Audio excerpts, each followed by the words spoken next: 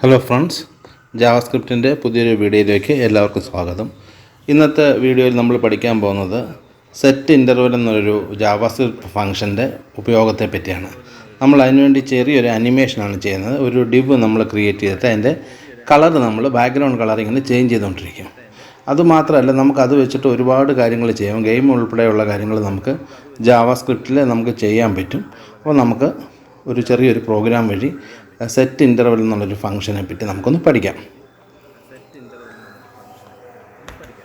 So അതിനായിട്ട് നമ്മൾ ആദ്യം ചെയ്യുന്നത് ബോഡി ടാഗിൽ നമ്മളൊരു ഡിവ് ക്രിയേറ്റ് ചെയ്യുന്നു. സോ ഡിവ് നമ്മളൊരു ഐ ഡി കൊടുക്കുന്നു.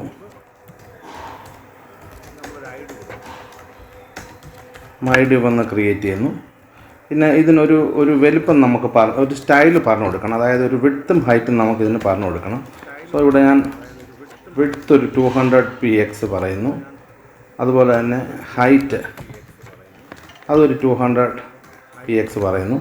അതുകൂടാതെ നമുക്കൊരു ബോർഡറൂടെ കൊടുക്കാം. അതൊരു 1 px വിഡ്ത്ത്, സോളിഡ് ഒരു 999 ഒരു വേറൊരു ഡിഫറെൻറ്റ് കളർ, നമ്മളിപ്പോൾ ഉപയോഗിക്കാത്ത കളറുകളിൽ ഡിഫറെൻ്റ് ആയിട്ടൊരു കളർ കൊടുക്കുന്നു. ഡിവ് പറയുന്നു. നമുക്കൊന്ന് റീഫ്രഷ് ചെയ്ത് നോക്കാം ഡിവ് വന്നൊന്ന്.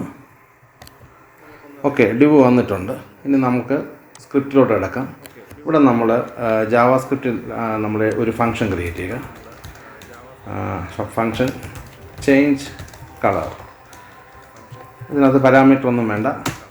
എന്നിട്ട് ഇവിടെ നമുക്ക് ഈ ഡിവിനെ നമ്മൾ ആക്സസ് ചെയ്യാൻ പോവാണ് ജാവാസ്ക്രിപ്റ്റിൽ.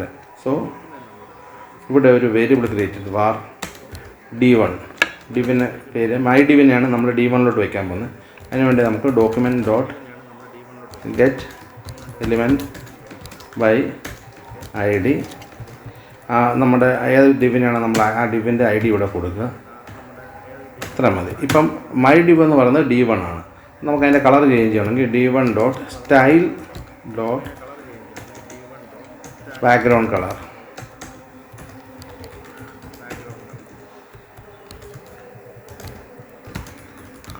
എന്നുകൊണ്ട് നമുക്കൊരു കളർ പറയാം. ഇവിടെ നമുക്കൊരു കളർ പറഞ്ഞു കൊടുക്കാം. ഞാൻ റെഡ് എന്ന് പറയുന്നു, റെഡ് കളറിൽ. അപ്പം നമുക്കിങ്ങനെ കളർ മാറിക്കൊണ്ടിരിക്കണമെങ്കിൽ നമ്മൾ കുറേ കളർ കൊടുക്കണം. അപ്പോൾ നമ്മൾ എന്ത് ചെയ്യുന്നത് വെച്ച് കഴിഞ്ഞാൽ നമ്മളിവിടെ ഒരു വേരിയബിൾ ഒരു അറേ ക്രിയേറ്റ് ചെയ്യും, കളേഴ്സ്. ഇതിനകത്ത് നമ്മൾ എന്ത് ചെയ്യും, നമുക്ക് ആവശ്യമുള്ള കളറുകളൊക്കെ സ്പെസിഫൈ ചെയ്യുന്നു. Red, green, blue, black, yellow,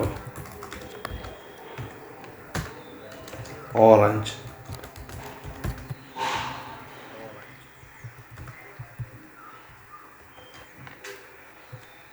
cyan. കുറേ കളറുകൾ നമുക്കറിയാവുന്ന കളറുകളുടെ പേരൊക്കെ തന്നെ HTML കൊടുത്താലും നമുക്ക് അത് തന്നെ നമുക്ക് എന്തായിട്ട് ഉപയോഗിക്കാം, കളറായിട്ട് അതിനെ കൊടുക്കാം. ഇല്ലെങ്കിൽ നമുക്കിവിടെ കളർ കോഡ് യൂസ് ചെയ്യാം. അപ്പോൾ നമുക്ക് 100 കണക്കിന് കളറുകൾ നമുക്ക് കൊടുക്കാൻ പറ്റും. ഇനി നമ്മൾ എന്ത് ചെയ്യാൻ പോകുന്നതെന്ന് വെച്ച് കഴിഞ്ഞാൽ, ഇനി നമുക്ക് ഇവിടെ ഈ ഫംഗ്ഷന് നമുക്ക് കോൾ ചെയ്യണം. കോൾ ചെയ്യുന്നതിന് മുമ്പ് ഇവിടെ ഒരു ചെറിയ കാര്യം കൂടി ചെയ്യണം. ഈ കളറുകൾ നമ്മൾ റാൻഡമായിട്ട് അപ്ലൈ ചെയ്യണം. നമുക്കതിനു വേണ്ടി എന്ത് ചെയ്യണം, ഈ കളറിൽ നിന്ന് ഏതെങ്കിലും ഒരെണ്ണം ഡൈനമിക്കായിട്ട് വരണം. നമ്മൾ അതിനു വേണ്ടി നമ്മളൊരു var colorIndex എന്ന് പറയുന്നു. കളറിൻ്റെ ഏതാണോ വരേണ്ടത് ഇവിടെ നമ്മൾ മുമ്പ് പഠിച്ചിട്ടുണ്ട്. മുമ്പത്തെ ഒരു ജാവാസ്ക്രിപ്റ്റിൻ്റെ ഒരു വീഡിയോയിൽ പറഞ്ഞിട്ടുണ്ട്. മാത്തിനകത്ത് Math.floorഉം Math.random. ഇതിനകത്ത് നമ്മൾ Math.random ഫംഗ്ഷൻ ഉപയോഗിച്ച് നമ്മൾ എന്ത് ചെയ്യുന്നു, ഈ കളറിൻ്റെ ലെങ്ത് എടുക്കുന്നു. കളേഴ്സ് എന്നുള്ള അറയുടെ ലെങ്ത് എടുക്കുന്നു. അത് ഇത്രയും മതി. അപ്പോൾ ഇവിടെ ഡൈനമിക്കായിട്ട് നമുക്ക് എന്ത് കിട്ടും, കളർ ഇൻഡെക്സിനകത്ത് ഒരു നമ്പർ കിട്ടും. ആ നമ്പർ ഈ കളേഴ്സ് അറയുടെ ഏതെങ്കിലും ഒരെണ്ണം റാൻഡമായിട്ട് എടുത്തോളൂ. സോ നമ്മളിവിടെ കളേഴ്സ് എന്ന് പറഞ്ഞിട്ട് അതിനകത്ത് കളർ ഇൻഡെക്സ് എന്നുള്ള കൊടുത്തു കഴിഞ്ഞാൽ മാത്രം മതി. ഡൈനമിക്കായിട്ട് അത് ഇതിൽ നിന്ന് ഒരു കളർ ചൂസ് ചെയ്തോളൂ. ഈ അറയിൽ നിന്ന് ഒരെണ്ണം റാൻഡമായിട്ട് ചൂസ് ചെയ്തോളൂ. അതിനുകൊണ്ടാണ് റാൻഡം ഉപയോഗിക്കുന്നത്.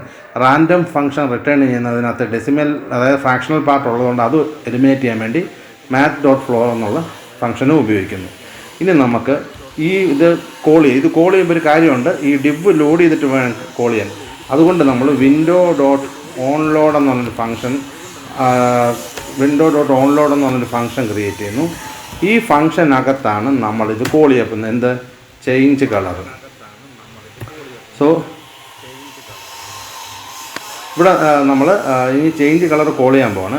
അത് നമുക്ക് ഉള്ള ഫംഗ്ഷൻ window.setInterval. ഇവിടെ വെറുതെ SetInterval എന്ന് വിളിക്കാം, window.setInterval എന്ന് വിളിക്കാം. ഇവിടെ നമ്മൾ ആ ഫംഗ്ഷൻ്റെ പേര് കോൾ ചെയ്യുക, ചേഞ്ച് കളർ.